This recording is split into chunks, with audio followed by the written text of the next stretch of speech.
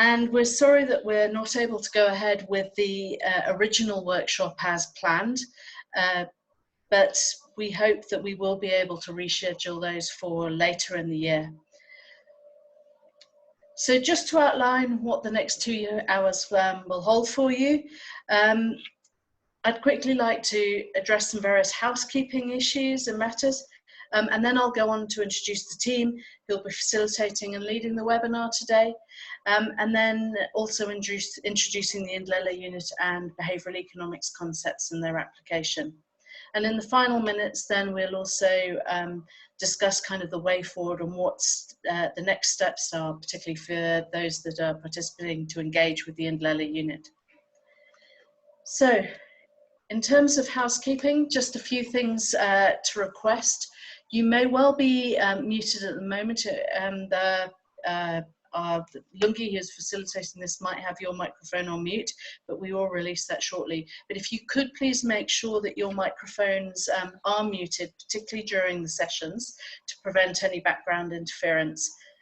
There is going to be a Q&A session at the end of each session that we go through, and if you have a question and comment, you'll be able to raise your hand, and then it will be called on by the moderator, and at that point you can then unmute your microphone. Obviously, whilst we would like to try and discourage interruptions during the sessions, if you do have a comment or question, then you can raise your hand to signal that you have a question. And then you can also add to the, there's a Q&A button up at the top, and you can type in your question there for the panelists. And then during the Q&A sessions, the moderator will call on you, at which point you can obviously unmute and either add to your question or add more, and we'll either answer it live or type a response if we're unable to get to all of those. The one thing, once you've raised your hand and your question has been answered, please can I ask that you put your hand back down again. There is the lower your hand button afterwards.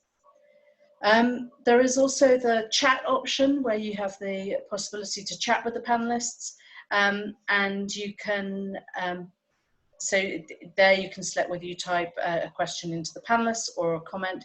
If you have anything that's not working, please do add a message in there, and we can help and see if we can help sort out the problem there. We'll obviously make note of any raised hands throughout the sessions, and then we'll call on you during the Q&A sessions at the end. That said, with all of this, we do recognise that obviously, as I say, that you're all at home, it could be unusual situations. So please don't worry if some unexpected interference does all of a sudden barge in, perhaps like dogs or children, whilst you're asking a question or making some comment. In addition to questions, we would also like to on occasion get some feedback from you, and so on occasions you will see this little logo or this icon which means we have a poll coming up. You will be given about a minute to answer a question that will pop up on your screen. Again, if for any reason you don't see that, please send us a message on chat and we'll see what we can do. But as I say, you'll get about a minute, at which point you have to choose either the answer or the answers that are relevant to you, and then hopefully we'll be able to also put the results up quickly on the screen. So, first poll, and it's starting. Lungi, please can you load? And so we've thought in this unusual time, just so we can all have a bit of practice, and all working from home, how has COVID affect your meeting wear for this meeting?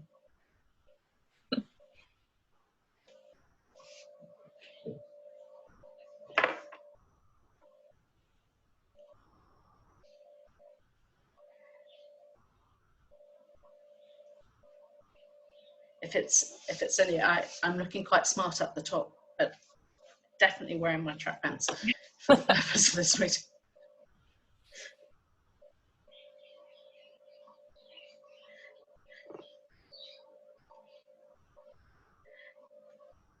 There, 5, 4, 3, 2, 1.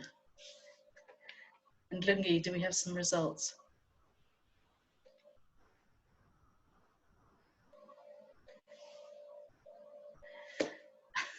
All right, so good.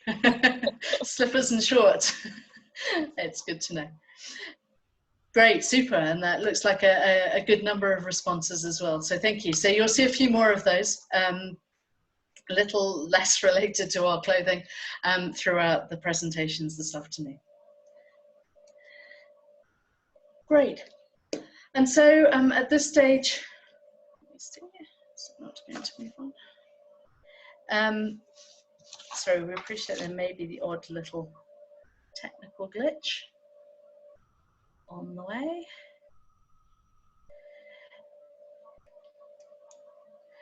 Okay, so moving on, without further ado, I'd like to introduce you to the Indlela team. In fact, I'm going to ask each individual team member to introduce themselves. As they introduce themselves, if the video is not already on, it will pop up. During the presentations, we will, though, keep just to those who are presenting and things. Okay, so to start with, I'd like to introduce the team at HERO, the Health Economics and Epidemiology Research Office. Jackie, let me hand over to you. Thanks very much, Sophie. So I'm Jackie Meir. I'm the Division Director at HERO, and I'm one of the PIs at HERO on Indlela. Thanks, Jackie. Caroline?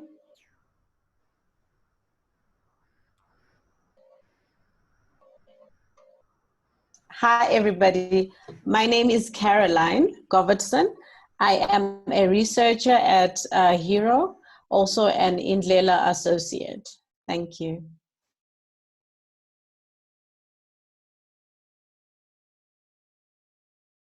Sorry, spacebar when you to unmute when you are sharing your screen.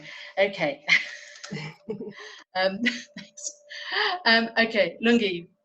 Good afternoon, everyone. My name is Lungisile Vezi. I'm a study coordinator for HERO, and for Indlela, I'm a project manager. Thank you. Thanks, Lungi. And as I mentioned, I'm Sophie Pascoe. I'm a principal researcher also at HERO and also at the Indlela local lead along with Jackie. And then moving on to our team in both at the University of Pennsylvania at Chibe and also to colleagues at University of Cape Town and Boston. Let me first introduce or get Harsha to introduce himself. Hey everyone, my name is Harsha Tirumurthy. I'm an associate professor at the University of Pennsylvania and also an associate director at the Center for Health Incentives and Behavioral Economics. Thanks, Harsha. And Alison? Good afternoon, everybody. Good morning, our time. I'm Alison Buttenheim. I'm an associate professor of nursing and health policy at the University of Pennsylvania. And like Harsha, I'm also an associate director of our Center for Health Incentives and Behavioral Economics. Delighted we can do this remotely. We were meant to be in South Africa this week, but we'll make it work as well as we can. Thanks, Alison. And Laura? Hi, everybody. My name is Laura Schmucker. I'm with the University of Pennsylvania at the Center for Health Incentives and Behavioral Economics as a project manager. Thanks. Thank you. Brendan. Hi, everyone. I'm Brendan Morn-Brown. I'm a health economist at the University of Cape Town and the research advisor at the Abdul Latif Jameel Poverty Action Lab. It's great to be here. Thank you. Last but not least, Lawrence. Hi everyone, I'm Lawrence Long. I'm an assistant professor in the Department of Global Health at Boston University, a health economist by training and working closely with the team at Penn and HERO in South Africa. Thanks, everybody. And so without further ado, I will hand over to Jackie to start our introduction session. Thanks, Sophie. All right, so if you can just press the button to get the next bit in. No, one up. And hang on, let me see if I can get remote control. Sorry, Jackie. Sorry, it's let okay. me just, I can share the control. Jackie is requesting approve. There we go. Okay. Perfect. Thanks, everybody. we're going to work this out as we go along. So really, I just wanted to introduce Indlela to you. I know that some of you have already been involved one way or another. We've had meetings with lots of people, lots of conversations, and sort of sent around a fair amount of information already. But for those of you who may not know that much about Indlela, I'm going to give you a very quick snapshot of who we are, where we came from, how we came to be about. So Indlela means the path or the way in Zulu, and I'm not sure why it's not coming up on the screen. Oh, no. There we go. All right, and so really it's about finding ways to reach solutions. So it's about getting onto the path or finding the way to where we want to be in terms of finding solutions to improving health outcomes in South Africa. So how did we get here? Sorry. Well, we all know that in many countries, South Africa is not unique, that particularly in HIV, we have got treatment, we've got universal access to testing, we have had literally billions of rands and dollars given to resource various different interventions to get us to the 1990 targets, and in some instances we're just not. And so the question is, why not? And some of those last mile challenges do lie in human behavior. So why people don't take up testing, why people don't stick to treatment and so on.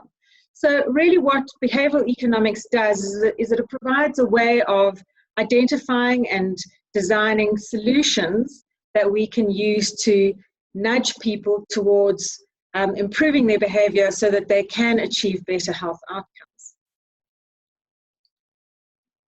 So how did we get here? Well, it was one of those corridor conversations, in fact, at CROI, I think it was last year, between Harsha from CHIBE and Sydney Rosen, who's one of our directors here at HERO and also professor at Boston University. And they started to talk about behavioral economics and potentially what we could do in South Africa. And so one thing led to another, and a collaboration was established between HERO at WITS and CHIBE, the Centre for Health Incentives and Behavioral Economics at UPenn.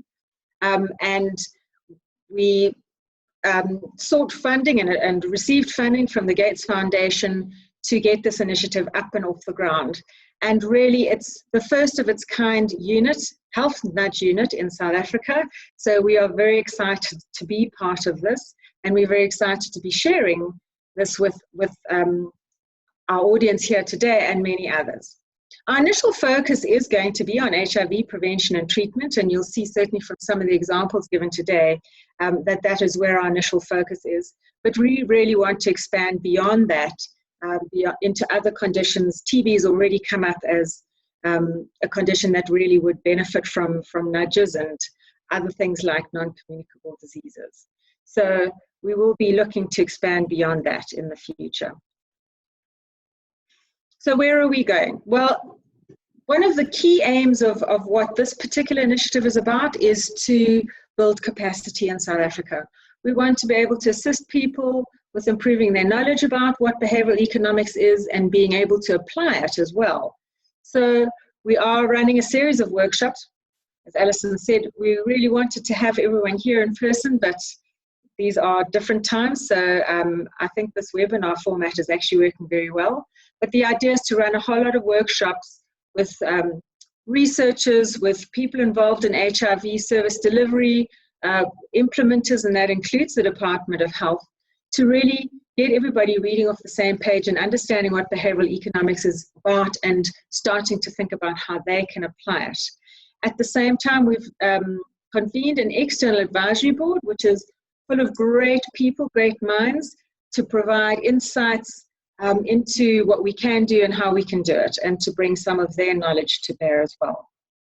The other part of it is to really strengthen the technical capacity of the people who are going to be involved in these workshops, so that we can support them and facilitate some of the researchers and the implementers in behavioral insight tests, which is really rapid evaluations of behavioral interventions.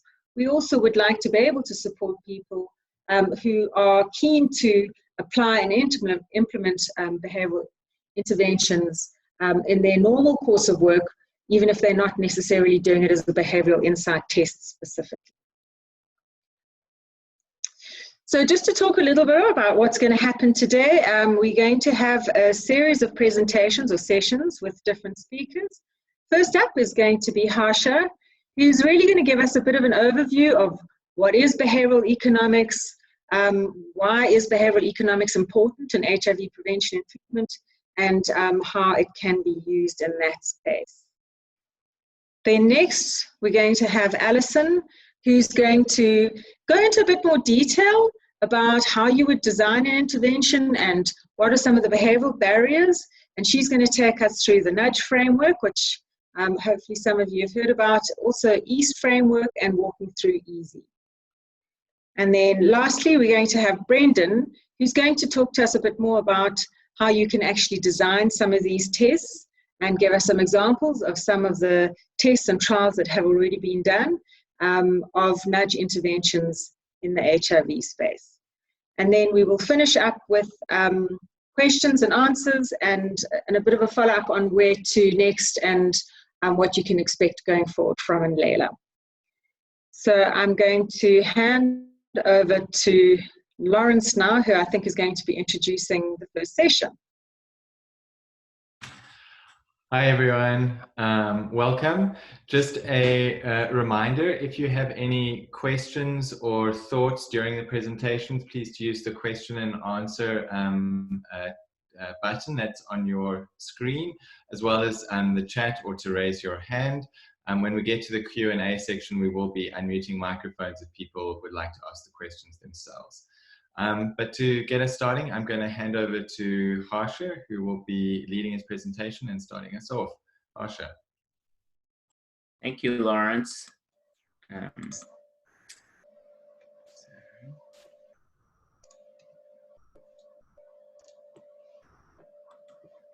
I hope you could all see my screen right now. And appreciate this wonderful introduction from Sophie and Jackie, and also just am delighted that we've been able to organize this webinar in place of an in-person workshop. Obviously, the latter would have been much preferred, but we are excited to be kicking off this initiative with today's webinar. So my goal in the next 20 minutes or so is to give you an introduction to behavioral economics and the application of ideas from behavioral economics to HIV prevention and treatment. We realize that there's varying levels of knowledge, awareness, even experience in applying behavioral economics. But for today, we want to simply introduce Indlela by providing some context for why we feel there is promise in this area. So to start us off, I'd like to give us a sense for the power of behavioral insights and the need for behavioral insights to be applied to solving real-world challenges in health. And obviously there's one looming challenge that we all face in the form of the new coronavirus. And when we think about social distancing as one of the important ways in which we can control or prevent the spread of coronavirus, many of us are aware that social distancing is important, and many of us are practicing it. But in reality, in your day-to-day life, it can be challenging if you find yourself in a situation like this to practice social distancing, even if you recognize that it's important and even if you'd like to. It's hard to get distances of 2 meters correctly estimated, and it's hard to organize a group of individuals to all be observing that 2-meter distance. And so there are a number of behavioral insights that can be brought to bear here. And one such example just comes from these images from both South Africa as well as India, places where there are strong measures in place right now to prevent coronavirus spread. And you can see here that simply designing how lines are organized can make it a lot easier for people to do what they inherently may want to do in terms of social distancing. So this is just one example of many that we feel can be brought to bear for HIV prevention and treatment. And that's really one of the goals for today's session, is to give you a sense for what these various applications could look like.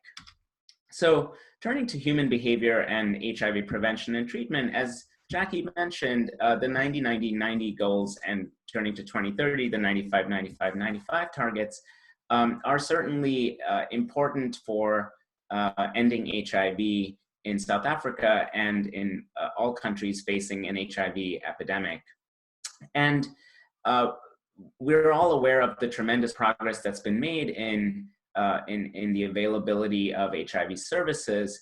But when you now think about the barriers to reaching these targets, by and large, I would argue they are behavioral in nature, meaning that we need to figure out ways in which we can, on the demand side or the patient side, encourage people to seek the services that are available. And on the supply side, we need to figure out new and better ways of delivering these services so that we're able to achieve the targets.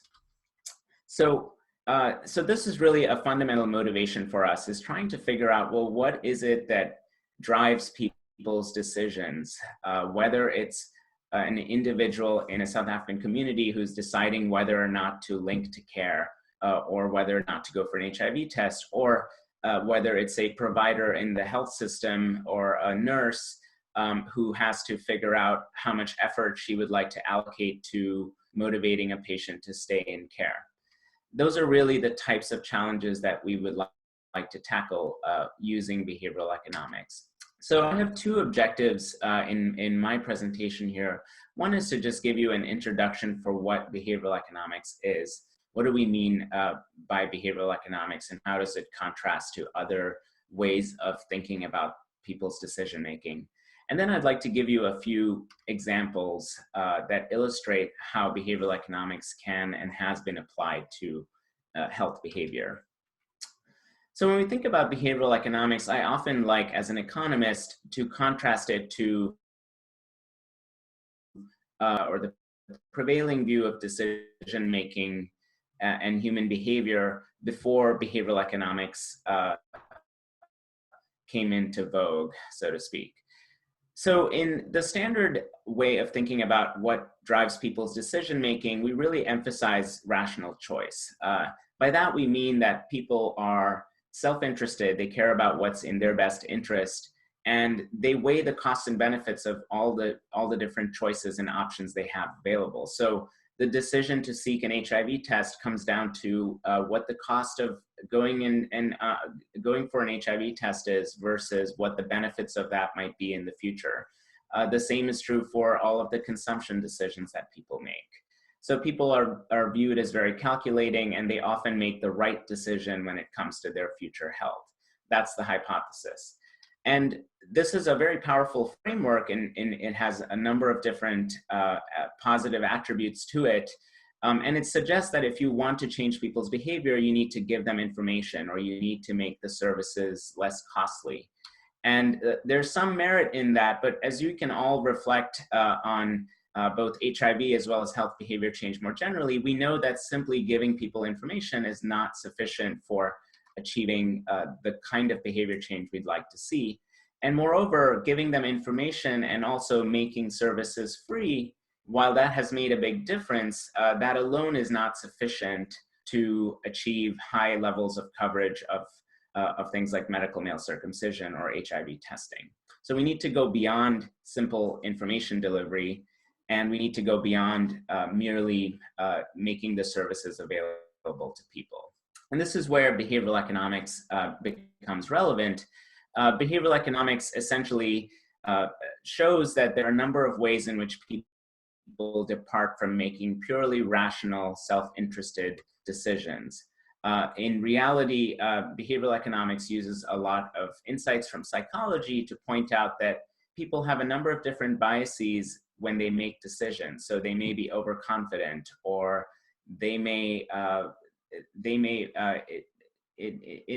incorrectly estimate the risks of acquiring HIV. And these biases have inherent reasons that drive them, and understanding what's leading to these biases can help us interpret and influence behavior. Behavioral economics also points out that people are not always making comprehensive calculations of the costs and benefits of what to do. They're instead making decisions that are more automatic, meaning they're influenced by the choices that are presented in front of them, and you can really shape the choices they make by changing the choice architecture.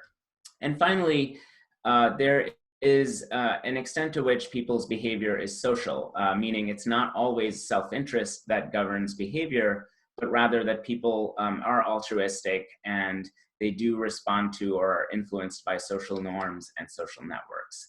So in behavioral economics, we want to use these insights about how people make decisions to promote behavior change. There's a number of different popular books now describing behavioral economics and illustrating its role in daily life. A definition that I'd like to leave you with before we discuss some of the applications is that it's really the intersection of psychology and economics, and it's the investigation of what happens when people display human limitations and complications in making choices and allocating resources, whether it's time or money. So there's a number of behavioral economics concepts that in Indlela we would like to introduce researchers and implementers to. Obviously, it goes without saying, in a 2-hour webinar, even in my presentation, we'll not be able to do a deep dive into each of these, but I'd like to illustrate a few prominent behavioral economics concepts in the remaining time and show you how they're relevant for HIV. So one concept that I want to talk about first is called present bias, and to illustrate that principle, I'd like to try out a poll, and I want to present to you 2 different choices, and I really want you to think about these as though they were real choices that are being presented to you right now. And the choices as follows. I come to you and say that I have that you're a lucky winner of a prize, and the prize is either the receipt of 1,000 Rand 1 month from today. I will show up at your home, most likely, and offer you 1,000 Rand, or give you 1,000 Rand. Or alternatively, you could wait 2 more months from today and you could receive 1,200 Rand. And I'd like each of you to take no more than 30 seconds to give a rapid response as to what you would prefer. And Lungi, as soon as you get a critical mass of responses, I would love to know what the results are.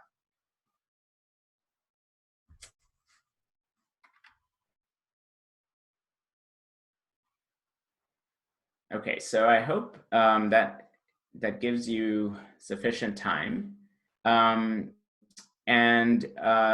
It seems like we're pretty evenly divided. Some of you really want that money in a month from now, and others would rather wait 2 months and get the additional 200 Rand. So now I want to present you with a slightly different choice, and this is going to come with another poll. So actually, turns out the deal is different than what I presented earlier. I'm actually offering you 1,000 Rand right now. We can wire it to your or do a mobile money transfer of 1,000 Rand right now, or you could wait 1 month and you could get 1,200 Rand. And I'd love to know what your choice would be in this case. So this is going to come with another poll, and we'll see how that goes.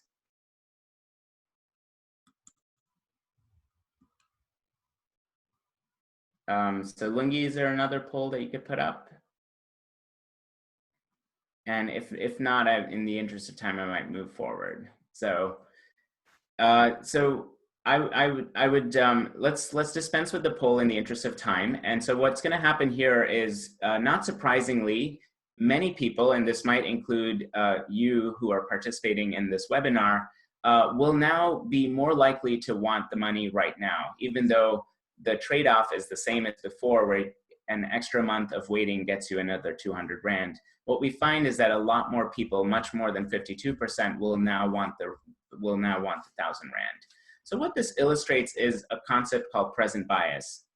And by present bias, we mean that people are very likely to discount the future costs or the benefits in this case at the time that they're making decisions. So the immediacy of costs or the immediacy of rewards are really what's most salient. So what you saw is that people were willing to wait an extra month to receive an additional 200 Rand, but when the choice is between something that's received right away versus a little bit of waiting, the preferences that people have change quite a bit. Where's the relevance to HIV? Well, if you think about a lot of HIV interventions, whether it's male circumcision or HIV treatment, the benefits of taking up these services are actually known to many people. People know that ART helps you live longer or that male circumcision reduces your risk of HIV. But in many cases, for these behaviors or these services, the costs are very immediate and the benefits are often in the future, which makes it much harder to achieve high levels of take-up. And that's a really fundamental insight that can motivate what we want to do about take-up of HIV services and how we can increase it. So what are the different ways that we can address present bias? Well, one is we can reduce the immediate costs of taking up these services. So you can simplify procedures or bring services closer. You can also increase the immediate rewards. And as many of you probably know, there's a large literature using financial incentives. What I want to show you in the next few slides are some very compelling examples of even the rewards being non-financial and still being motivating to people. And then finally, you can increase the salience of future costs and benefits. So you can make the future benefits of going for ART or for taking up male circumcision much more salient and compelling to people so that at the time of decision making, that's looming more prominently in their minds. So here are some examples of increasing the rewards associated with taking up HIV services. And these are examples in which the purely non-financial incentives can make quite a big difference. So this example comes from Uganda, where community health campaigns in which people are offered not just HIV testing, but multi-disease testing. So offering them other things that they want can actually result in higher take-up of HIV testing. And this is something that we should keep in mind as we think about motivating individuals, is thinking about, well, what is it that would make take-up of these services more compelling to individuals, besides financial incentives.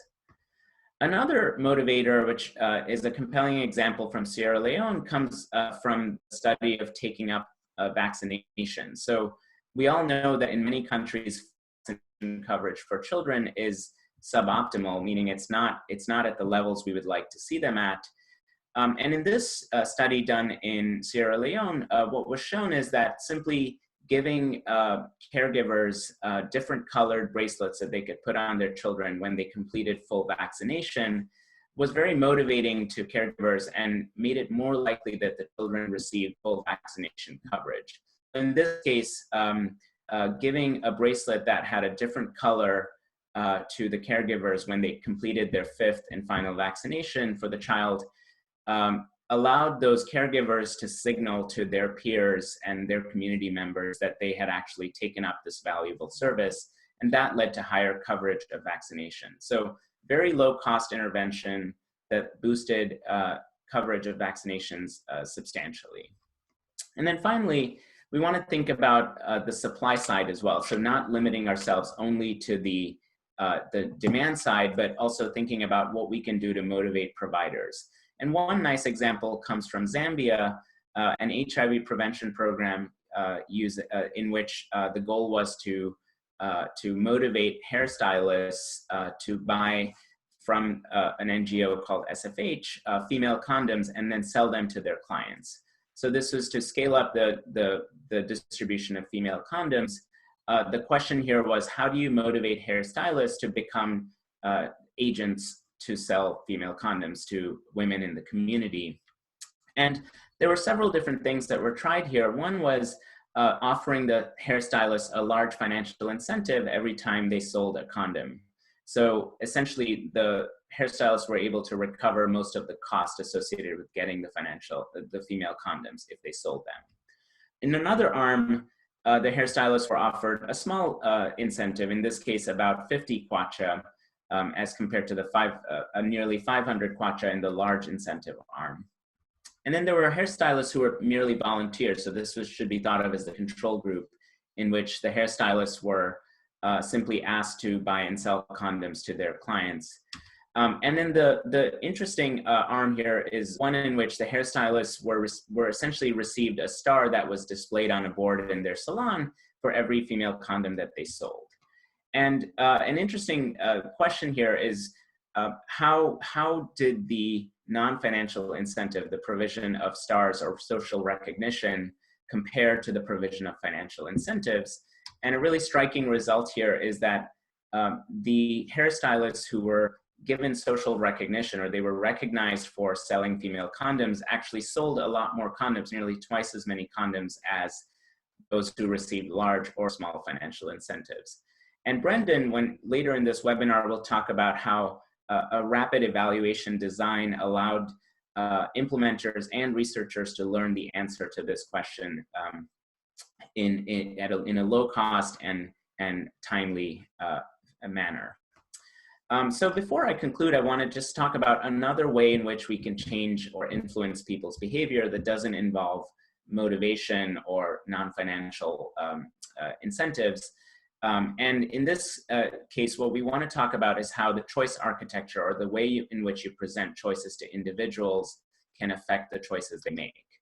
And a nice example of how framing of choices can influence behavior comes from the private sector, in which case, in here we have a very prominent magazine that's available in countries around the world, was trying to figure out how they can sell more subscriptions. And that's the goal for obviously any newspaper or magazine.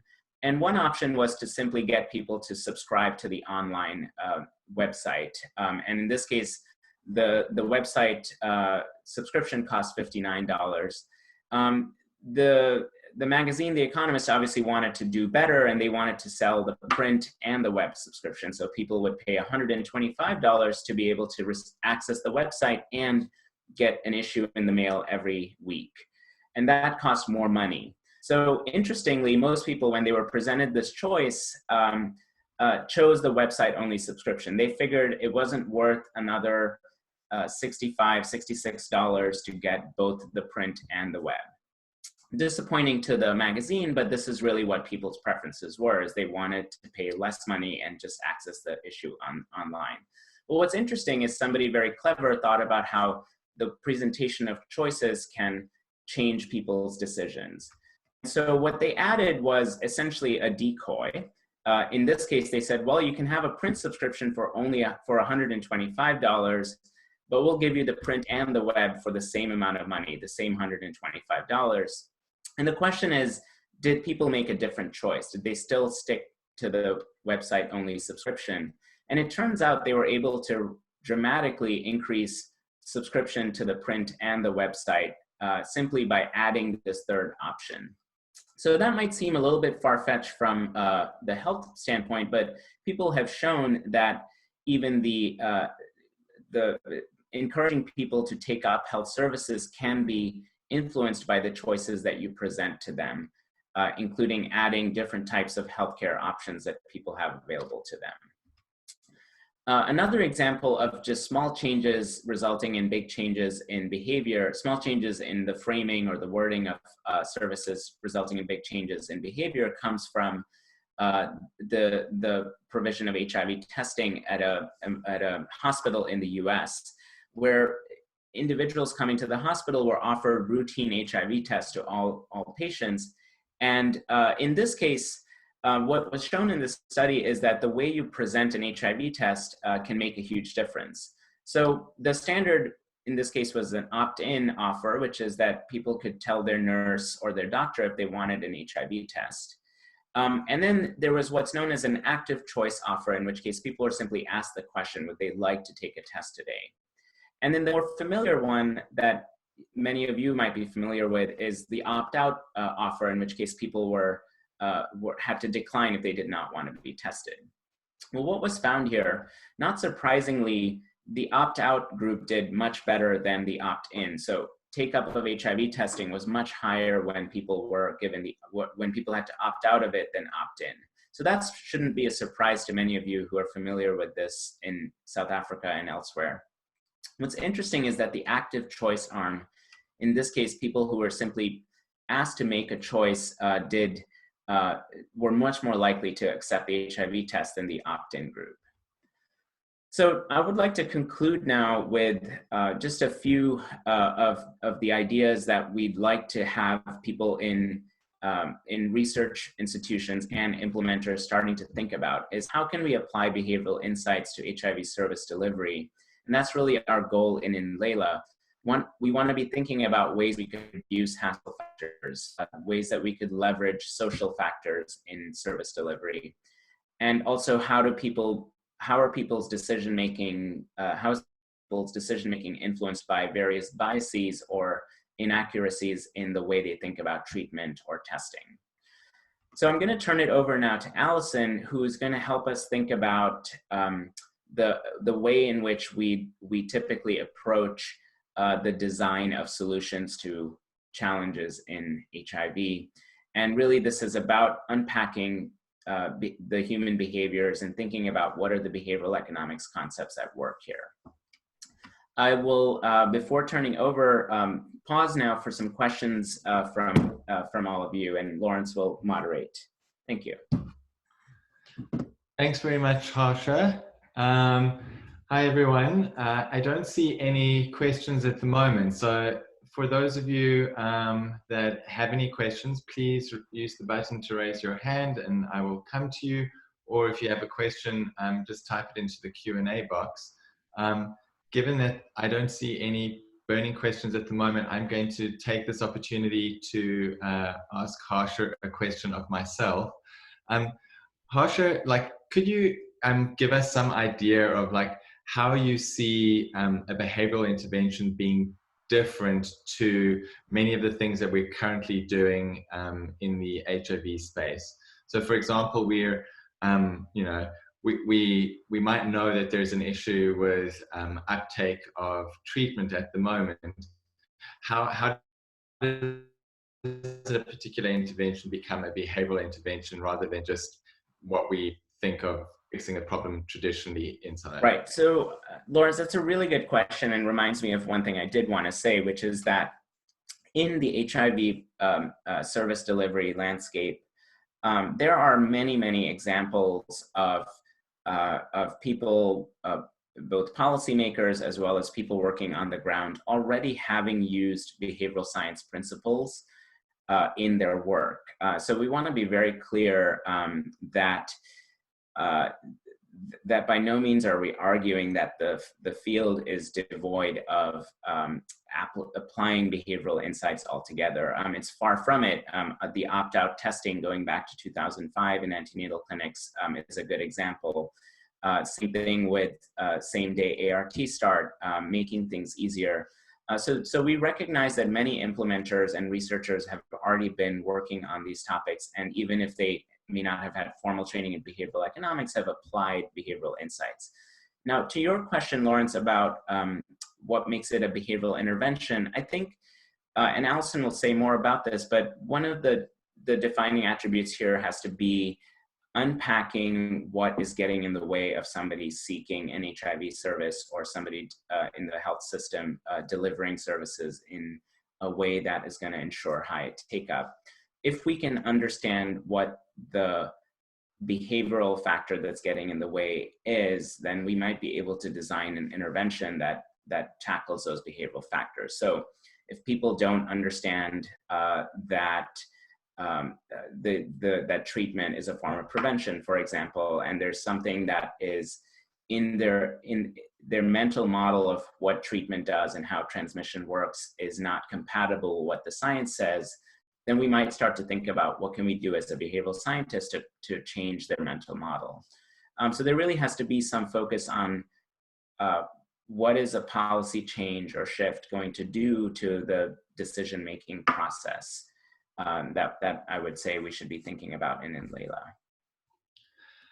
Thanks, Harsha. That's fantastic. And we now have a few questions from the participants.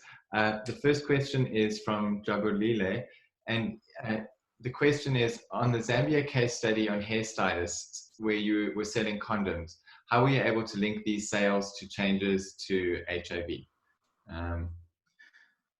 Yeah, well, so that was not a good, it's a good question. It's not, I would say that that was beyond the scope of the study in the sense that they did not design it as an HIV prevention trial. But I think the assumption there was that if you had clients of these hairstylists purchasing female condoms, so they were not receiving them for free, they had to pay about 20 cents, 10 cents for each female condom. So if they were purchasing them, perhaps they had some intention of using them as well. So it's a good question, and it is something we want to do is understand what it does to transmission and infections, but it was beyond the scope. Great, thanks, Harsha. There's a question from Nita, and the question is, what prevented the principles from working for COVID-19 in the globe? For example, not maintaining social distancing.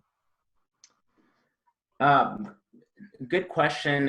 Interestingly, one that several of us in Indlela, Allison, Brendan, and others are starting to think about, and you know, what can we do to increase the practice of social distancing? I would say there's probably a number of different things that get in the way. I think we're very mindful that in many settings, social distancing, including things like not leaving your home, comes with a number of different economic burdens that are also important to people's decisions. I would say there's probably not an easy answer to that question, but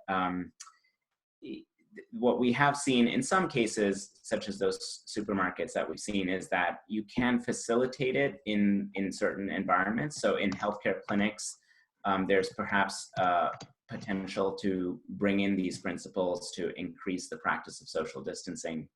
But there are going to be other challenges and other instances where the kind of solution that I led with is perhaps not going to be compatible.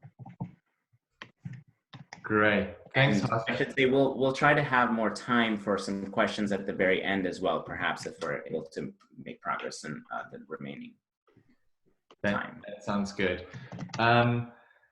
Felicia, I see there is one question from you, and your question was, if I combine two of the ideas you presented in the last example used of HIV testing, I would assume that they would have further increased the HIV testing if it was offered as part of the package of testing services.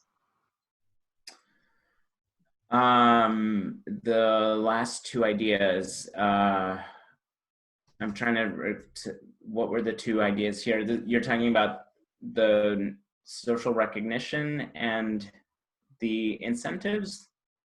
Sorry, I'm not following. Yes, I think so, with regards to the HIV testing. Right. So, I mean, it's a good. Harsha, I wonder if this question is around, and maybe we can have her ask it around the opt-out and active choice, maybe active choice plus social recognition.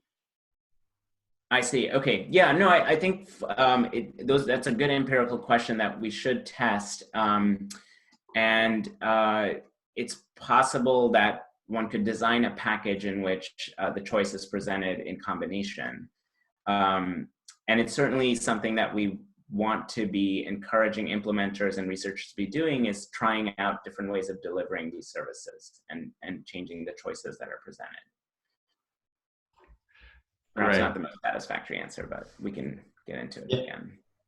And so I know there's some further comments around kind of combination of BE with TB, HIV, and COVID, which is great. And so hopefully we can kind of stack those questions for a broader conversation at the end, hopefully, if we've got time. Harsha, thanks so much for answering those questions. I'm going to hand over to Alison now, who's going to take us in more detail into some of the methods. Alison, over to you. Great.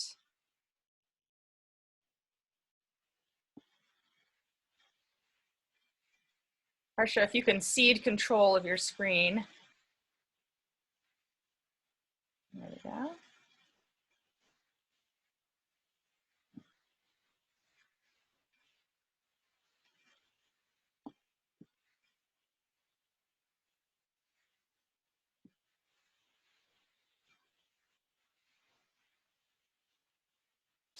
All right. Well, thank you all for sticking with us. That was a great introduction to sort of BE 101 from Harsha. Where I want to go next with that is to talk about some of the nuts and bolts. It'll be a very high level introduction given our available time, but to kind of unpack for you how we go from having a problem we want to fix that might be rather broad to narrowing that problem and bringing some of the behavioral insights to understanding that problem and designing in a really sort of structured way.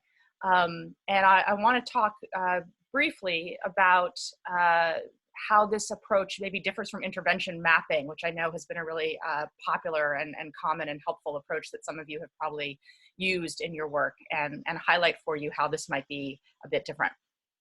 So Sophie mentioned the nudge framework in her introduction. Of course, this was the acronym we came up with for our process of design and discovery and testing. The acronym stands for narrowing the problem to a really narrow focused behavior instead of a broad umbrella problem. Understanding the context of that behavior through inquiry, and I'll talk about what that inquiry can look like. And then the real crux right at the center of these two double diamonds is the idea of discovering the insights about what's getting in the way, as Harsha mentioned, sort of barriers to the target behavior. And I would say this is where the nudge process probably differs most from intervention mapping, as this step provides an explicit way to bring some of these behavioral constructs, the present bias that Harsha mentioned, the other biases and heuristics from the behavioral economics toolkit. This step really allows you to map those very concretely and specifically to the behavior you're trying to change. In the generate phase, we generate ideas for intervention strategies. This is sort of the fun design step from a design framework. That's where you're sort of making prototypes and standing them up. And then finally, of course, we want to evaluate those and make sure that the designs we've put in place can work, and when we have insights about those. I have just discovered that something that was happening earlier is happening again, which I am not able to advance. Oh, there we go, advance my slides. Yes, I am. Okay, so that's our evaluate step. And let me walk through those one by one. So for the narrow step, I've put the 90-90-90 targets back up here. Those are pretty broad, right? If you think about this, the first 90 is around basically getting people tested so that they know their status. The second is around linking to care, starting on treatment. And the third 90, of course, sticking with that, sort of an adherence step so that viral loads can be suppressed. In bringing behavioral insights to behavior change, it's usually more effective to narrow that down to something more specific. So I've put some examples here of where you might go for a more narrow look. So for the first 90 around testing, maybe we pick a specific population. Maybe we're interested in TVET students, and we look and in the data, we see that many of them haven't tested in the past 12 months. So rather than saying, we want people to test, we focus on a TVET student population and those who haven't tested in the last 12 months. Similarly, on the second step, we know linkage to care can be challenging. For a behavioral insights test or a nudge project, you might focus that specifically on, we test patients in our clinic and we give a lot of results, but we see 2 weeks later that many of those haven't returned to care. And that's a specific window where we want to narrow a gap. And on adherence, you might think, for example, about that first 3 months on treatment being a really critical window. And from your expertise and your observation, you know that if you can get those habits established for picking up medicine and sticking with a daily regimen, once we get that pattern established in the first 3 months, ongoing adherence is easier. And so you narrow the focus to a temporal window in the behavior of establishing a habit. That kind of raises the question of, what kinds of behaviors are particularly amenable or a good opportunity for a nudge or a behavioral economics approach. And fortunately, this approach has been studied for long enough that we have some good sort of empirical regularities of what makes for a good nudge type project. So first, it's important that the problem be behavioral in nature. And by behavioral, we mean it has something to do with a decision process, an intention, a closing of an intention behavior gap versus a really big structural problem. Structural problems don't tend to lend themselves well to nudge approaches. This is why we see HIV testing and other prevention and treatment activities as a really exciting opportunity, because we have, for the most part, not completely, but we have the services and the tests and the infrastructure in place to get people to services. From some extent, it's a behavior that we're trying to change. We want the behavior to be narrow in scope, as we just talked through. We want it to be something that'll make a difference if we can change a behavior, right? We want there to be a high potential for impact. And so, focusing on 90-90 makes sense. We know if we can hit those targets, we have a good chance of shutting down the epidemic. It's helpful, of course, with all these kinds of research studies and practice questions that we can measure the outcome. If we can't measure it, it's going to be hard to put a lot of effort into changing it. And importantly, the last one is around having an existing channel or touch point to reach the target audience. So nudge projects, behavioral insights projects, are often embedded in an existing service delivery setting or context or program, because we know that we can sort of access folks, and maybe through a small change in how care is delivered or how services are promoted, we can get people into existing channels. So after that nudge step, after that narrow step, we then want to understand the context in which the behavior happens. If you have design training, this is the empathize step, where we really try to sort of figure out what's going on. For a lot of the behaviors and a lot of the services that we're trying to understand here, this looks like, what is the lived experience of coming to our clinic or accessing our services? What does it feel like? How do people respond emotionally? How do people respond logistically? Is this an easy process to get through? What is it like to sit down with a clinician? Or if you're a clinician, what is it like to see a stream of patients over a day? And that inquiry can happen in a lot of different ways, and it can happen through pretty light touch, easy kinds of inquiry. This is not, a 2-year deep, anthropological dive into a behavior, but something that can be fairly rapid and still give a good signal. So it might just be observations. We might sort of put people in clinics and kind of watch how patient flow works. We might sit down and talk to people, some rapid interviewing. There may be a lot of useful insights sitting in existing administrative data. You can look through, the time it takes for someone to get from point A to point B, or the drop off from one service to the next service. And there may even be, ideally some digital data at many levels, from clinic up to national, that again show us give us an understanding of the context in which the behavior happens. So once we've narrowed the focal behavior, we then try to understand it through context. Then that sort of middle step in the double diamond, this discovery process, is bringing those behavioral insights to your rich understanding of the behavior to really discover these barriers, to discover what's going on. An example I want to talk through, one we've worked on actually with some folks who are on the call right now.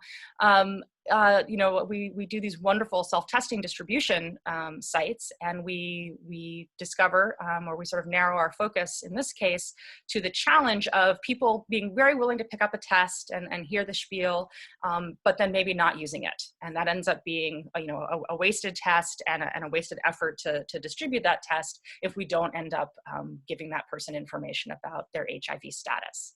So in the example I want to talk through, that's the focal behavior we're interested in. So the gap, the test, but then I never used it. In this example, the insights that we're getting, the understanding, is from interviews, for example. But again, keep in mind how you might also look for insights in other sources of data.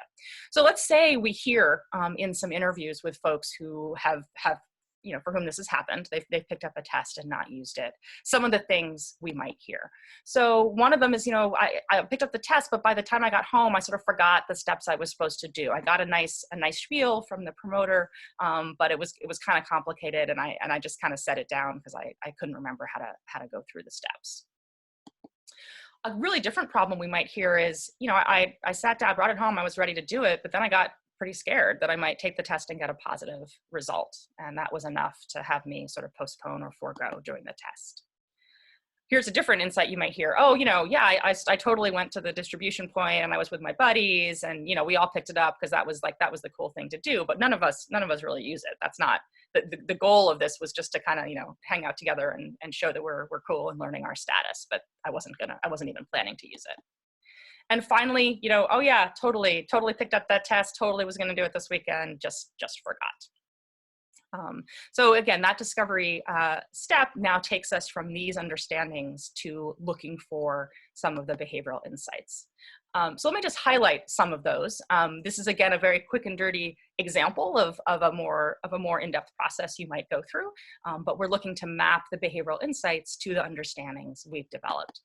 So that idea of, forgetting the steps that I was supposed to do, kind of losing track of the process. We know hassle factors really get in the way. We know complicated processes are hard to remember. Miller's law, which I've put up here, is a law that says the human brain can really only keep 5 plus or minus 2 things, or maybe it's 7 plus or minus 2 things. See, I can't even remember, in your head at one time. And if there's a test protocol that has 7 steps and you've been told about those might be hard to remember. For the person who said, ooh, I sat down to take it, but I was really scared it might turn out positive, we know that affect or emotion can really influence our decisions. And if fear is a really demotivating emotion, if that decision to test or the process of testing, deciding to test, is surrounded by a fear affect, we know people might postpone. We also know people can be information avoidant, even if they have the ability, for example, now they hold in their hand the ability to learn their HIV status, they might actually invest effort in not learning that because that information might be upsetting. The neoclassical economists think about information as always being free and more information always being better, but we know people will actually avoid information that's available to them if that might be upsetting.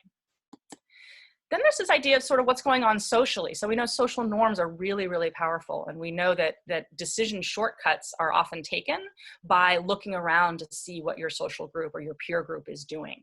And those norms can be very, very persuasive to either do something or not do something. We also know that people, when they know that a behavior is witnessable, will often do the expected thing or the normative thing or the preferred thing. But if the behavior is invisible or not witnessable, they may not.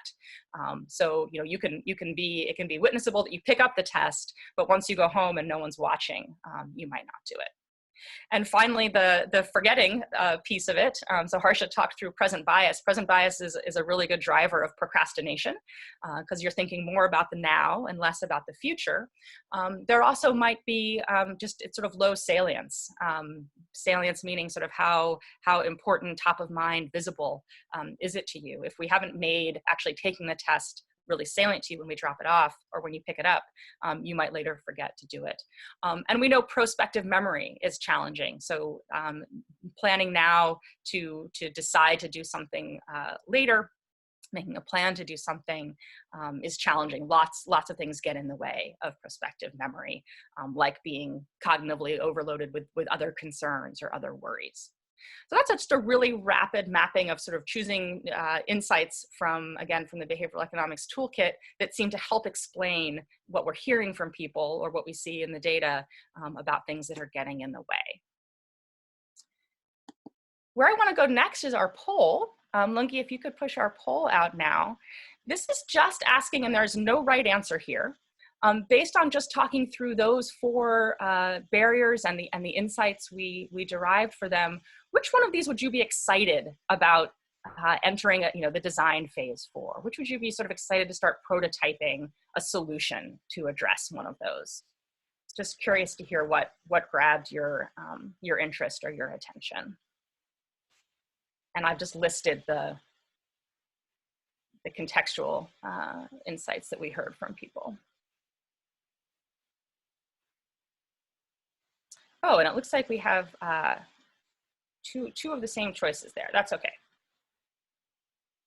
The one that's not there is the social one. That's fine.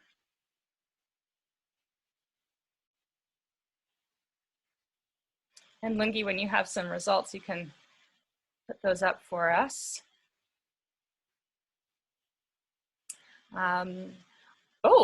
So procrastination seemed to be of interest here, although it's like, I guess if we combine our middle two, which are the same one, that's also of interest as well. So, one thing to keep in mind is our own biases as researchers. When we sort of hear, one particular thing from participants that sounds really exciting that we want to chase down, this is just a reminder to the strength of working in groups, because different people will hear and will be excited about different aspects of a behavioral barrier. And it's why it's great to bring multiple voices to the design table as well. So thanks for that, Lungi. All right, and just in the last few minutes, I want to talk about that design step. So we've heard from people about the context of the behavior, kind of what's going on and what's getting in the way. We've sort of discovered some insights that seem to map to that. How do we design solutions to support that? And another framework I just want to introduce really briefly comes from the UK Behavioral Insights team. It's the EAST framework, and the little graphic there on the slide is their graphic for the EAST framework. The UK Behavioral Insights team who generated EAST was really the first nudge unit in the world. It was part of the UK cabinet under David Cameron and designed to bring behavioral insights to all aspects of policy in the UK. They have since gone global. They do health work, but they also do work in many other domains. They're sort of the grandfather of the nudge unit or behavioral insights team movement. So EAST is just an acronym, and it's a way of bucketing design approaches or intervention strategies that leverage behavioral insights. And the acronym is just easy, attractive, social, and timely. So the question that answers is, how do we make, if we want to change someone's behavior, what can we do? We'll make it as easy as possible, as attractive as possible, as social as possible, and as timely as possible in order to make that behavior happen. And I'll just briefly, my last little bit of content here is to show you how we might apply EAST to our focal problem here of wanting people to use the self-test that they picked up. So for the person who is saying, I forgot the steps, that was a lot to keep in mind, and we're worried about sort of hassle factors or Miller's Law or complexity, we can make that easier by really simple instructions, checklists. Think about how we're graphically displaying the instructions for someone. Make it sort of as easy as 1, 2, 3, not as challenging as 7, 8, 9. So that's a great type of problem for which an easy strategy is effective. For the person who was really scared maybe about getting a positive test, and we think that maybe information avoidance and affect heuristic we're applying, how can we make that behavior, which in this case is doing the self-test you brought home, more attractive? We could think about frames, and I put a picture frame here to represent framing. And one frame, for example, that we're excited about thinking about is sort of U equals U messaging, right? So not, I'm gonna get this positive diagnosis and that's it, that's the end of fun, that's the end of life. But hey, you have an opportunity here to, with the available services and drugs, to get your viral load down to where it's undetectable, and that means you're untransmissible. You cannot infect another person, and that's really exciting. Hopefully that's motivating. If we can package that message with the self-test, hopefully we can make taking that test more attractive. For social norms, we thought, it looks like the norms are powerful in stopping by the distribution site to pick one up. How can we extend the importance of those social norms to testing too? Testing is, it's a high stakes behavior in terms of an important result coming out, but are there ways to link up social networks, give people a testing buddy, have people sort of commit to at least telling their buddy that they took the test, even if they're not disclosing results, to leverage those social insights and witnessability into the testing behavior as well. And finally, for the person who's maybe procrastinating and brought the test home but forgot to do it, here's where timely reminders might be really helpful. So we know reminders are great, and we know reminders are particularly good if they come at the right time. So for example, you might think about asking someone when they pick up the test, hey, when are you planning to do it? Give me a time window. Oh, I'm gonna do it tomorrow morning at 9 a.m. Program your, get the WhatsApp programming going so that person gets a little text. It can be subtle, doesn't have to say time to take your HIV test, but hey, remember, you've got something to do at 9 o'clock today. That ups the salience, decreases the chance that they're gonna sort of forget or put it off or procrastinate.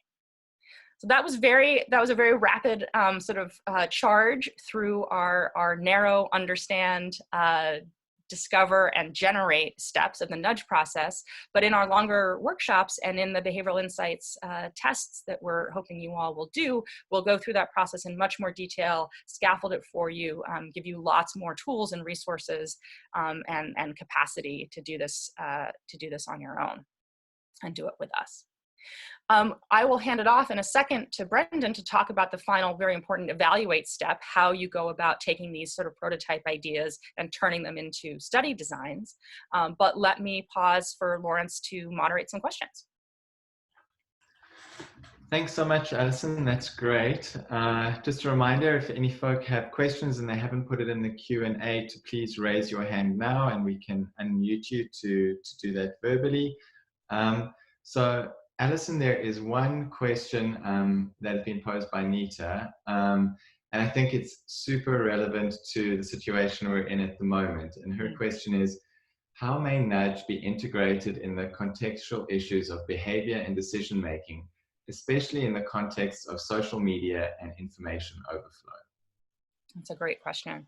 So, and I think, as you said, Lawrence, this is as relevant for COVID-19 as it is for HIV testing. So we know that we live in a really information-rich environment, right? People are getting bombarded with info, sometimes not correct information, right, from lots of different places, some of that through social media, some of that just through social contact and regular media. And I think the behavioral insights can be really helpful in showing us how that information overload can be paralyzing. So there's a really interesting set of theories around scarcity. So what it's like to try to make decisions under conditions of scarcity. And that scarcity can be resource scarcity. I just don't have enough resources to get through the day, but they can also be attentional resources. Like I just don't have the ability to pay attention to everything that's coming my way, or cognitive processing. Like I'm thinking about so many other things that like one more message about HIV testing isn't gonna land. And if we can sort of adopt sort of a sensitivity to that scarcity frame, that helps us do things like simplify messages, make sure they're reaching the person at the right time, maybe at a less cognitively or attentionally constrained time. Make sure we know who's delivering the message, right? Who's got social influence over this person, such that when they hear the message from that person, they'll be able to attend to it in a way they wouldn't if it was coming from, a nurse at a clinic or a government official. So I think what the behavioral insights help us do is figure out channels, moments in time, opportunities, ways of framing and ways of simplifying, so that the important messages land and motivate behavior. Thanks so much, Alison. That's great.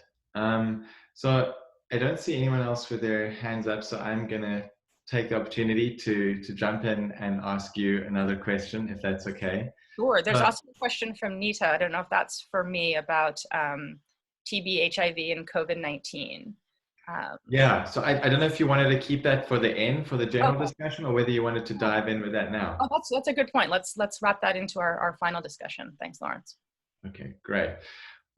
So my question was to, and it's something I've asked you before, but I think it's something that's always at the back of our heads, is how we balance this in a situation like South Africa, where sometimes advice or information that's given can be very strong for the recipients of that information. And so how do we ensure that people still feel like they're able to make a decision that is relevant for them, even though us as public health practitioners might have a really strong view about what we think the appropriate decision might be. So the balance between individuals maintaining their autonomy to make a decision, but us also then nudging them in a way towards a decision we want. Yeah.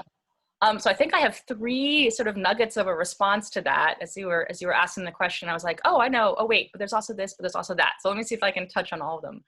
One is you raise the importance of thinking carefully about when we use defaults. So both Harsha and I mentioned sort of default strategies where, you know, we want, you know, we sort of set up the thing that we want people to do as the thing that will happen if they don't make any other choices. Sort of that's how opt-out testing works, right?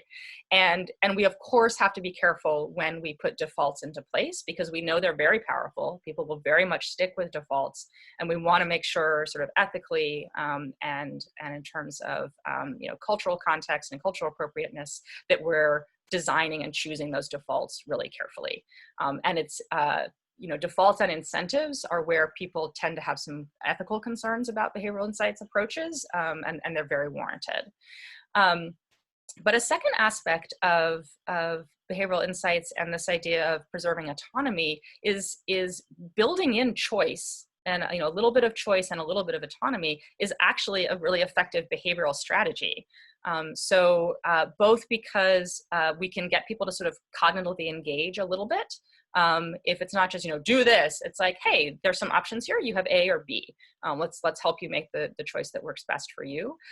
So the engagement helps, but also the autonomy. Feeling like I've actually been given a choice here, and that makes it more appealing for me to do something. And then the third aspect of, I think, what you're talking about is that the, you know, nudges, even simple, straightforward nudges, are rarely sort of one size fits all or silver bullets. And even within a fairly simple tweak to a program, we can think about, this approach is probably going to work better for younger folks, and this one maybe for middle-aged folks. Or we've just devised some really good messaging that's going to be more powerful for men than for women.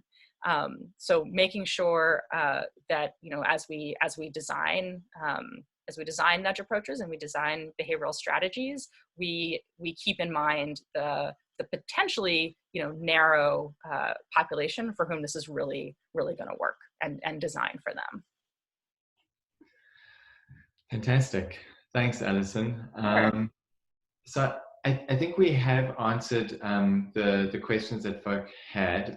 If we've missed anything, please feel free to continue to put questions on the Q&A, and if it's for a particular presenter, just feel free to put their name up there, and we can deal with that as a group at the end.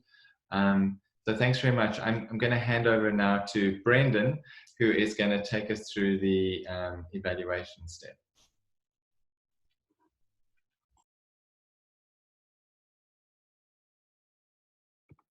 Thanks, Lawrence. So in my presentation, I'm going to provide a very brief overview of the Indlela workshop content on designing evaluations to test behavioral solutions.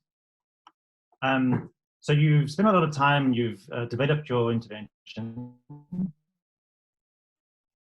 and now you're starting to think about how you're going to test whether it is effective.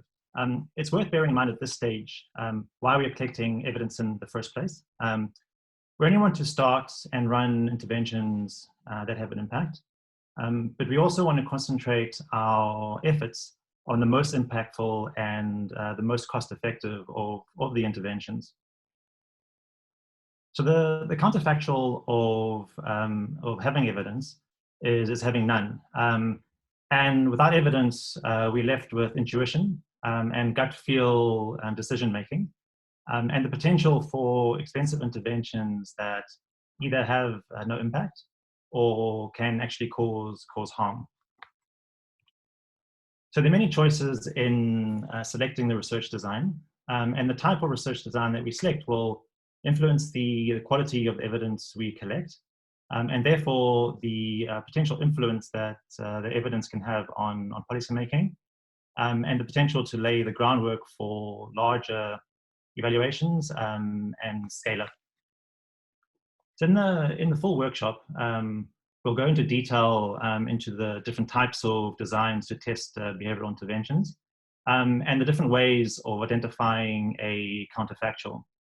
Some of the evaluation methods we'll look at will be randomized controlled trials of different types, quasi-experimental methods such as regression discontinuity approaches and difference in difference methods, as well as some non-experimental methods such as pre and post-testing.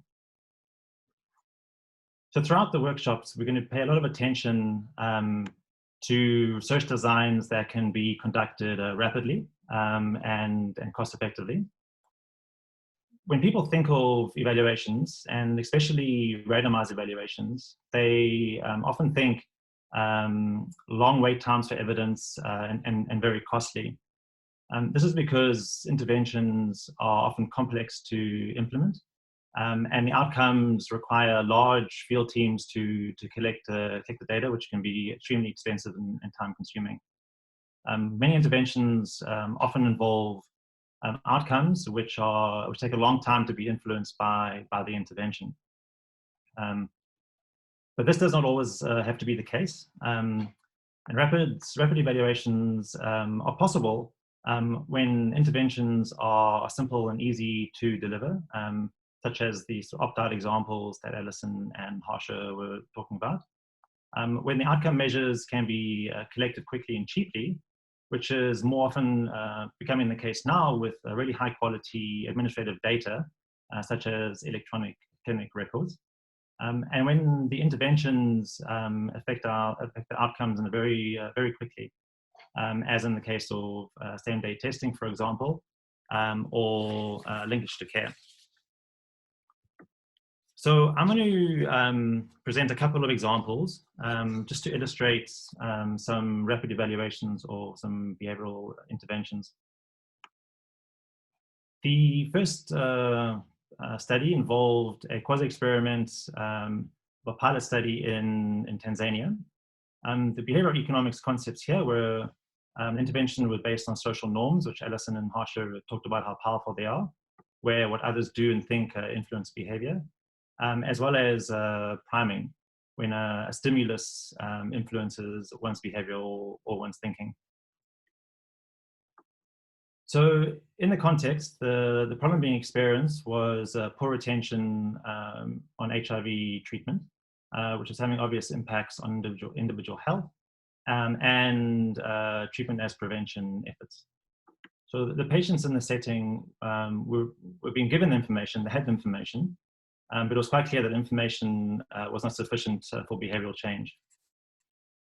So a solution was developed through a careful patient-centered design process, and it involved two components. There was a clinic-based component, whereby patients who arrived on time for 3 consecutive appointments were given stickers, and they could use these stickers to start completing a picture that was visible within the clinic environment. In one such picture, they displayed a baobab tree with empty branches and no leaves.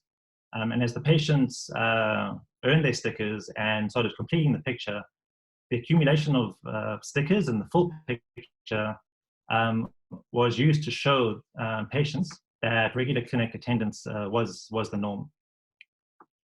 The second component of the intervention included a take-home component. Here, patients were given either a calendar or a pillbox, both of which had the baobab image on the product. And this image acted as a prime in one's home environment to think back to the picture of in the clinic, and again think that regular clinic attendance is the social norm. So one of the key challenges in designing a rapid evaluation of this intervention is that it was at the clinic level. So it was a clinic-based intervention, which precluded the ability to do an individual randomized control trial.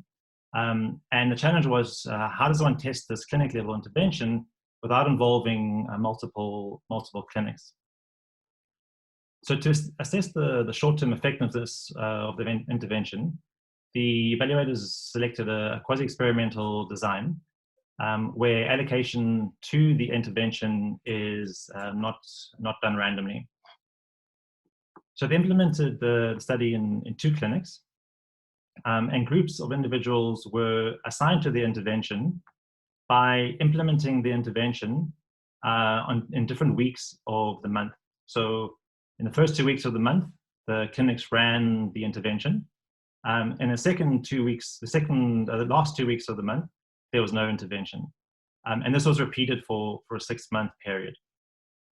This was a feasible design because in the context, patients stuck to quite a strict 30 or 60-day visit schedule, which meant that a typical patient would either be visiting the clinic only ever in the first 2 weeks of the month or in the last 2 weeks of the month.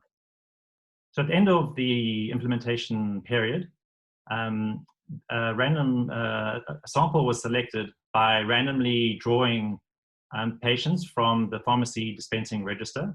So taking the first month of dispensing register data and drawing participants from both the first 2 weeks and then the last 2 weeks.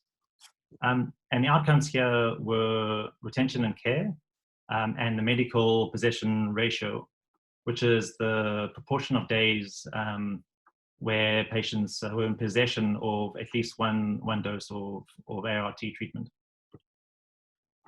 So the study was not powered for statistical significance, but provided a positive signal of a positive intervention effect. And in the intervention group, 87% of individuals were retaining care at 6 months. And in the control group, 79% were retained in care. So that's an example of a quasi-experimental design. The second example, we're going to return to the example that Harsha discussed, where financial and non-financial incentives were offered to hairstylists to help promote female condom distribution.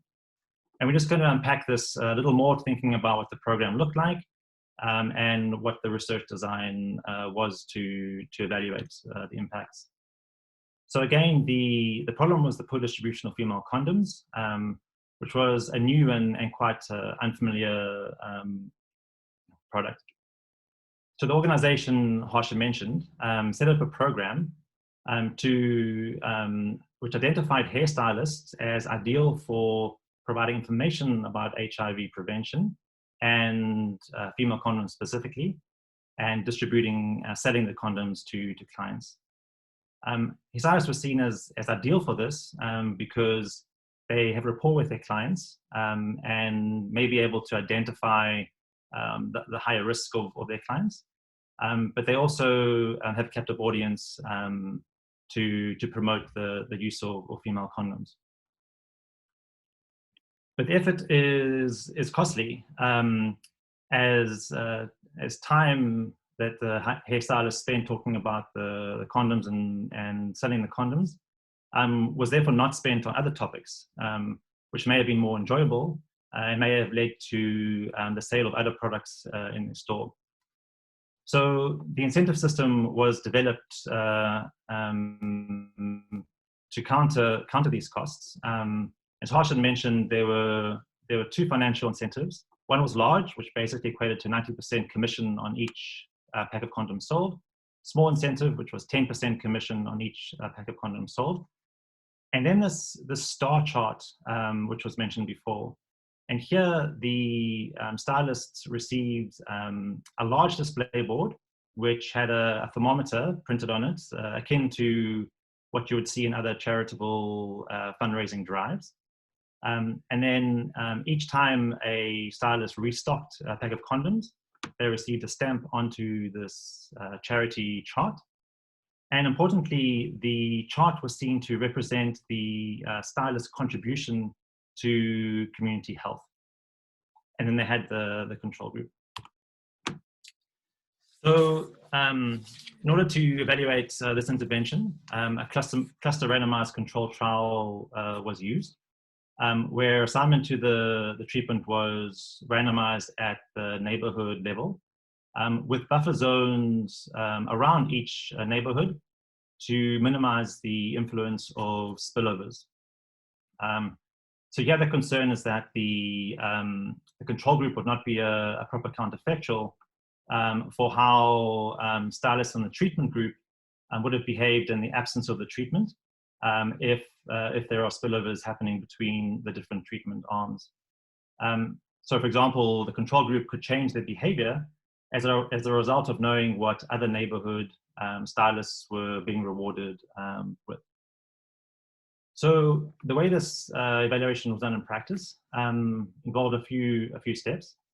So they first did a census of all the hair salons in Lusaka, collecting GPS coordinates and other information about the stylists. They then imposed a grid onto the GPS mapped salons to divide the whole area into smaller neighborhoods distributed equally across the study site. And then they added a 75-meter buffer around each of the neighborhoods to create that buffer zone. Once they had their small geographic units, they then randomized each of the units to either the large incentive, small incentive, the non-financial star reward, or the control group.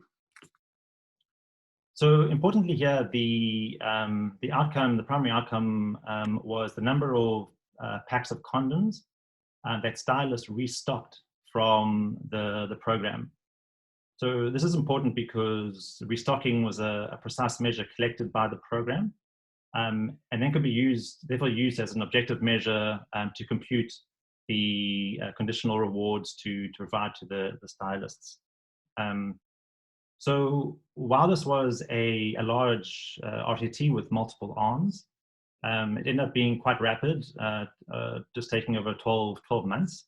And part of that was because they managed to leverage the existing program structure to piggyback the evaluation on, but also the extensive use of the high quality administrative data that were collected as part of the intervention. And as Harsha mentioned, the results were that the non-financial reward was effective with those guys selling almost twice as number of condoms as others. So in the full workshop, we're going to take a much deeper dive into these examples to unpack the research design and how they made it rapid, and also go into other examples.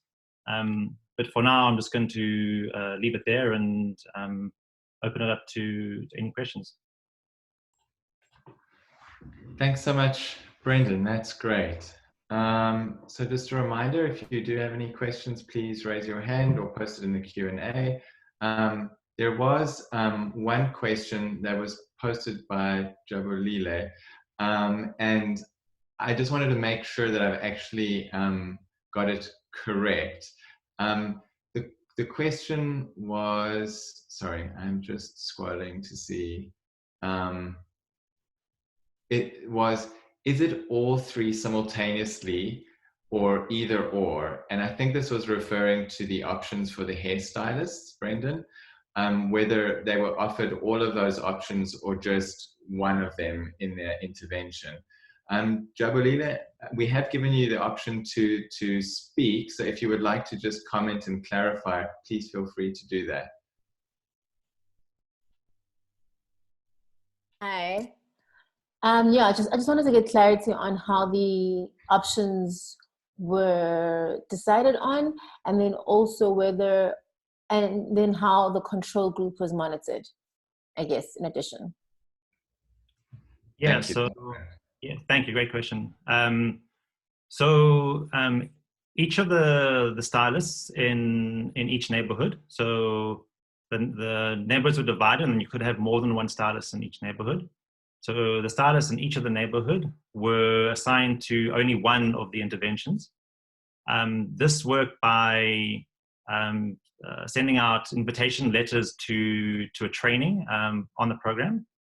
And then the stylists in the same neighborhoods as a particular intervention would all come to one training, and they would be told how to sell condoms, all the information that was required, and then be told that in a large incentive example, they would receive 90% commission on each of the packs of condoms. Then all the stylists in another treatment group, the low financial incentive, would all come to a training, and again they would then be told that they had a 10% commission. So all stylists received a very separate information, and each was only assigned to one of the intervention groups. And the control groups were monitored in the same fashion. Every time they restocked condoms from the program, they were then the administrative data was then collected on the number of restocking events. But it is a good point about thinking about monitoring and tracking different groups in the control group and checking for spillovers. So they were very careful in collecting data about where stylists moved. Did they move into another area which could have a different treatment, different intervention arm, for example? So they very carefully monitored where the stylists moved, and also which networks they were connected to and where those other stylists were based. So a lot of monitoring to check for potential spillovers. Great, thanks, Brendan. The next question is from Suze, which is the social recognition poster is really interesting. Who was the target audience for the social recognition poster? This hairstylist, him or herself, like a star chart for a kid at school, or was it marketing to the patrons about their hairstylist who was doing something good? Suzanne, you do have the option to chat, so if you wanted to clarify, please jump in. Oops, I'm muted. Okay, put the space, Control-Alt. Hi. We can hear you. I don't know if my question is unclear. I thought the poster was an interesting non-financial incentive, but I wasn't clear as to who the poster was communicating to. So was it designed to motivate the hairstylist to reach a target, or was it more that they're performing well and now their patrons see it and can say, wow, you're doing some great stuff, tell me about it? So I think there are a couple of things. The first is the chart was representing the stylist sort of contribution to community health. So in terms of this pro-social behavior, sort of an individual doing something to help others, it gave a very clear signal to the person and a salient reminder of like this is what they're doing and they're contributing to the community health. But also, as you said, the display is available for the patrons to see. So there could also be a very clear signal that their stylist is contributing to the community health. So I think it's from both sides. I think the audience is both the patrons and the stylists, with the aim of incentivizing the stylists to continue. Thank you. Great. Brendan, there is one last question before we move on to the next speaker. It is from Nita. Lungi, can I please ask you to unmute, give Nita the option to ask the question in person, just to clarify? The question as it stands is, has the evaluations included the user's behavior and context of their community as hairstylists that influence their outcomes? Nita, do you want to clarify? So thank you very much for the presentation. So this is linked to the mapping and also to the stylist being participatory in the process. So I understand that you clustered them, but did the context of their clusters influence their distribution of the condoms? I don't know if that clarifies it. Thank you. Can you repeat the question? And I'm not quite picking it up. Sorry. Okay, can you hear me now? Yes, Thank you. So you mentioned two things. The one is the mapping, and they were divided, my understanding, and I could get it wrong, they were divided as per different areas, correct? So they weren't divided by area. They were grouped into different geographic units. So you could have more than one hairstylist in the same area. Yeah. Okay, thank you.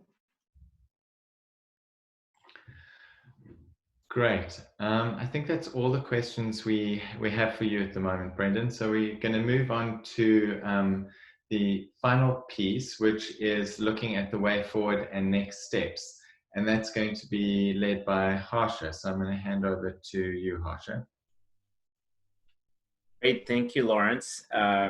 So we have about 12 minutes left, and I'd like to speak about what we as the Indlela team envision going forward.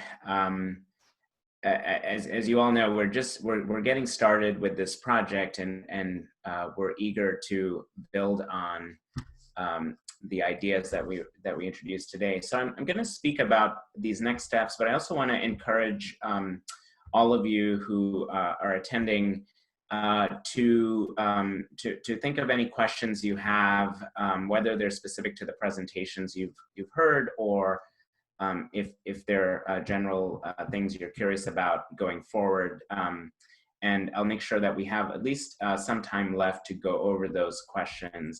So please either type them in or raise your hand, and we can make sure that you have a chance to ask those questions.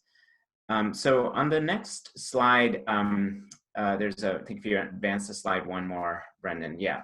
So I want to just talk about a handful of things. So as we noted at the very beginning, we had really hoped to be in Johannesburg this week for a 2-day workshop in which we could have gone into much more depth about behavioral economics, in which we could have talked about the nudge process, the nudge framework that Allison described, and also had more in-depth exploration of rapid evaluation designs. Our plan at the moment is to have several workshops that are targeted towards researchers. So many of you who are attending have been engaged in research in some way or the other. But we also want to engage with implementers, people who are deeply involved in the delivery of HIV services, whether these are from provincial governments, national government, or implementing partners who are delivering HIV services. So what we would like to do is, in the next 2 to 4 months, have workshops that would be held with some of you who come away from this workshop interested in working more with us, as well as implementers. And of course, the burning question is, are these going to be in-person workshops, or are they going to be some other form of webinar / virtual engagement? And it looks, I don't have a crystal ball, but increasingly looks like we may have to be exploring the latter possibility. So we will be following up in coming weeks with more information about these workshops or webinars. And stay tuned for that. Second point is about moving some of these ideas forward. So we really encourage you to take some of what you heard today, or even just to take the broader objectives of Indlela to implementing partners that you work with already. So if you're a researcher who has done work with a provincial government, to start those conversations about about the potential to apply behavioral insights to improve HIV testing, linkage, or retention outcomes, or re-engagement in care. I think that would be fabulous, because it would help us start to move the ball forward when it comes to applying behavioral economics. The third thing has to do with engagement with us. So if some of you are eager to get going with the application of behavioral economics to HIV service delivery, we are, especially in this new environment in which we may not be able to have an in-person workshop right away, we encourage you to reach out to us. And I think members of our team would be available to have conversations, whether they're virtual meetings or emails about potential ways in which the Indlela team could work with your organization and with your implementing partners. As Jackie mentioned at the outset, Indlela is fundamentally a capacity building initiative in behavioral economics, so we're eager to identify researchers and implementers in South Africa that have an interest in this and would like to do more work in this space. So please do reach out to us about ways in which you'd like to move this conversation forward. And you could, of course, contact any of us individually, but we encourage you to use the Indlela email address that's listed on this slide. And then lastly, I just want to say that in this Gates Foundation project, we have set aside funds to support the rapid evaluation of behavioral insights or behavioral interventions. And we're calling these rapid evaluations behavioral insights tests. And the idea is that if you've identified an implementer, or if your organization would be interested in deploying behavioral interventions to increase HIV testing, index testing, to increase linkage, Indlela would be eager to work with your organization to develop those interventions, to participate in that design process. And then we will be developing the process in coming weeks for how these behavioral insights tests would be administered. So stay tuned for more information about that. So with that, I will close. That's all I have to share for the moment about what's next. I'd invite Jackie to say more if she would like, or any of the Indlela members. But in the meantime, please also raise your hand or type in a question if you have about what's ahead. So just to jump in, Harsha, so there was a comment made earlier by Nita, which we kind of put on hold for this section, and it was regarding the need to address behavioral economic issues broader than HIV. Specifically, she mentions TB, HIV, and COVID-19, and how that might be incorporated into Indlela going forward. So I don't know whether you want to address that now. Sure. So I would say that from the project as it stands right now, our core objective is to apply behavioral economics and to build capacity in the application of behavioral economics to HIV service delivery. So particularly interested in looking at outcomes related to HIV testing, linkage, and re-engagement in care. In the long term, and I think Jackie mentioned this at the beginning, we do want Indlela to be available for advising government, advising implementers on responding to TB, to non-communicable diseases. I think I would say that if there are some important priority areas outside of HIV, it's certainly worth contacting us, and we can see how best we might be able to work with you on that. It's not a formal objective of the Indlela project at the moment, but it certainly is an area where many of us have been devoting some thought. So there would be some opportunities potentially. Great.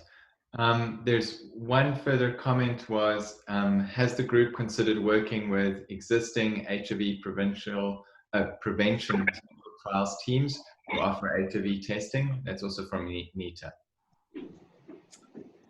Existing HIV prevention teams, you said, or HIV? It's the existing HIV prevention clinical trials teams. Nita, you're online. Would you like to clarify? Thank you very much. So in KwaZulu-Natal, where I'm from in Durban, we have several HIV prevention clinical trials testing HIV vaccines, microbicides, and a lot of the work is community-based and involves testing, HIV testing prevention messages. So a lot of what you've described could be of benefit in terms of linking or nesting some of this work within the existing trial settings where we have access to participants who use these services. Yeah, I'll speak to that briefly, and then I'll have Jackie perhaps share some last words before we close. You know, if from our standpoint, if there's a potential here to inform HIV service delivery in South Africa, to demonstrate the potential or to test the potential for behavioral interventions or behavioral insights to be brought into demand creation for testing, I would say there's definitely interest. The importance of there being a clear behavioral economics angle and the importance of there being a connection to implementation, I think is worth emphasizing.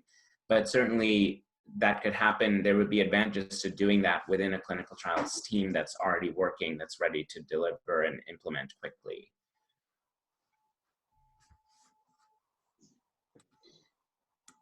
Thanks, Harsha. Would you like to say something? I know we're at nearly at the end here. Yeah. Well, first of all, a big thank you to all the presenters and also to all the people in the audience for their really great questions. Yeah, I mean, I think just to add to what Harsha has said is there are a whole lot of next steps coming up. We are hoping that we will be able to all meet in person again at some point, but we will certainly keep you posted as to how we're going to take this forward. I think that there are going to be hopefully more questions coming out of this presentation and people wanting to get involved. So I think really the trick is to get hold of us at Indlela, and there is an Indlela website, email address, which is probably the best port of call to start. And then we can engage with you individually thereafter. So whether it's about whether you want to develop some kind of intervention or if you just want to find out more, we will be available to answer those questions. Yeah, that's everything from me. I don't know if there's anything else from the other panelists. So it was just to add as well that we also do have the Indlela Twitter account, which is at Indlela_SA, and there will be other information posted on there as well if you want to follow on Twitter as well. Yeah. Thank you. Thank you all so much this morning. Yes, I'd like to thank everyone for joining as well, and we will be following up with not only the the presentations that you saw today, but also with more information on the things we just discussed. But greatly appreciate everyone taking the time from their day to join this. Stay safe. Thanks, everyone. Bye-bye. Thanks. Thanks. Bye. Bye. Bye.